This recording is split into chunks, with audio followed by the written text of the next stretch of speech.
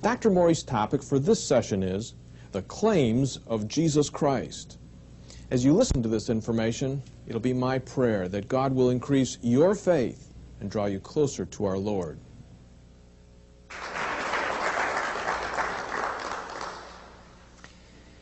Our topic this afternoon has to do with the claims, not about Jesus Christ, but the claims of Christ.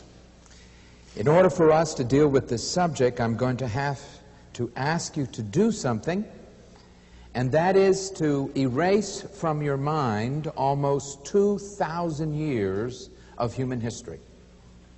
That is the impact of what Jesus Christ said concerning himself has very little relevance today, because we have 2,000 years of Christian history behind that.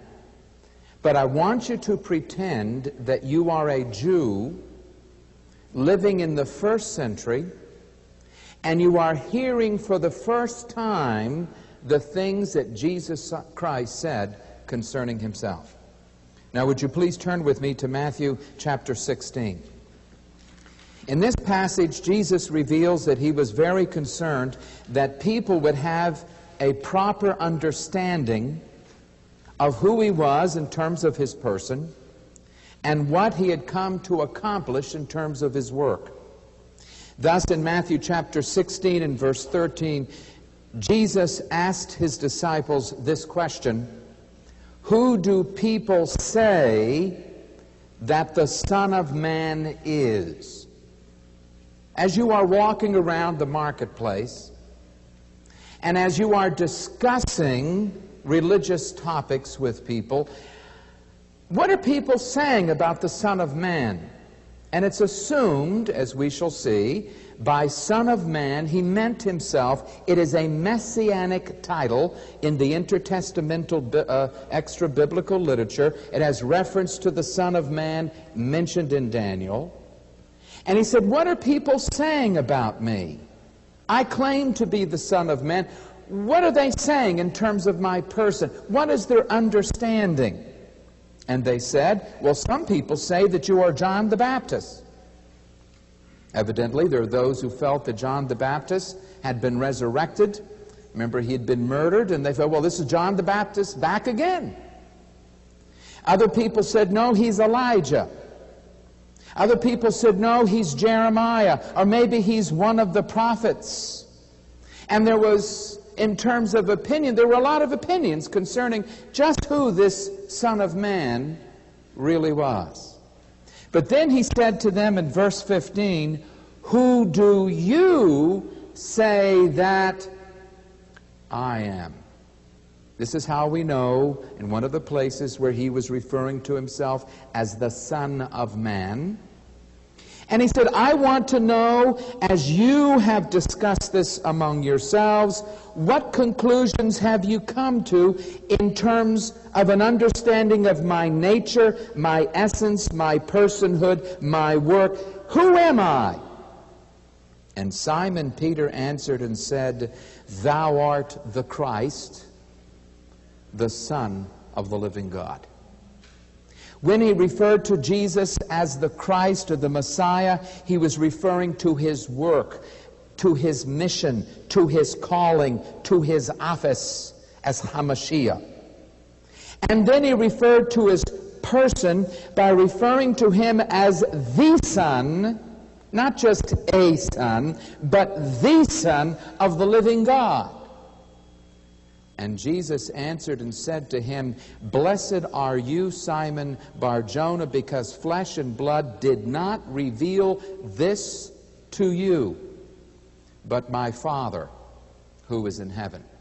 Now it's obvious that Jesus was concerned that people would come to a correct understanding of who he was, why he came, and what he was seeking to accomplish with his life.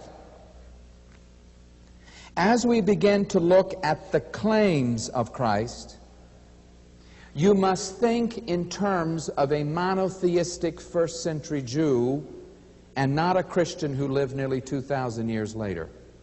The impact of what Christ says will not be felt unless you put yourself back in the shoes of that first century Jew. For example, if you were in the marketplace and you were there and you said, I'm a Gentile and I want to find out from you Jews, could you tell me who are the greatest people who ever lived? What are the greatest things? I mean, what are the people and things and events that you look up to that are great? The Jew would say, well, we must begin with the patriarchs. We must have Abraham and Isaac and Jacob. And these are great men. Fabulous. This goes back to the beginning of it all. You say, well, what else about the patriarchs? Anything else? They say, oh, yes, the law given by Moses. Moses was a great man. He gave us the laws, you know, like the temple and the Sabbath and sacrifice and all those laws. Those are great, great, great things. Yes, anything else? The prophets. Not only the patriarchs in terms of the fathers, and not only Moses and the law, the temple and the Sabbath, but the prophet, the mighty prophets of God. These are great men, great things, very important. They stand out in terms of human history. As a Jew, these are the things that you would understand. You would never in your entire life ever claim to be greater than Abraham, greater than Jacob, greater than Moses, greater than the temple with all of its sacrifices and that holy of holies, greater than the temple, greater than even the Sabbath, greater than the prophets, greater than even the greatest king, Solomon. What Jew would dare to say that he was greater than all of those things? No one would dare to say such a thing. Can you imagine the impact upon his audience when Jesus made exactly those claims? I am greater than. Someone is here who is greater than. For example, turn with me. We'll look at it in terms of the passages as they are laid out. Look in Matthew chapter 12.